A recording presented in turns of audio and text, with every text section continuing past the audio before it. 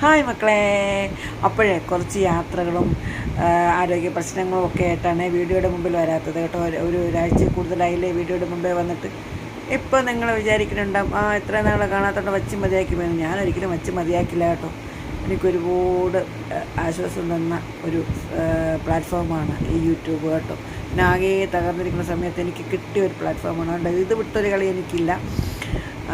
അപ്പോൾ ഞാൻ കുറച്ച് ആരോഗ്യ പ്രശ്നവും കുറച്ച് ദുഃഖങ്ങളും ഒക്കെ ആയിട്ട് അങ്ങനെ ഒരു പ്രശ്നങ്ങളൊക്കെ ആയിട്ട് അങ്ങനെ അങ്ങ് പോയി. അതാ വീഡിയോ എടുക്കാൻ പറ്റാത്തത് കേട്ടോ.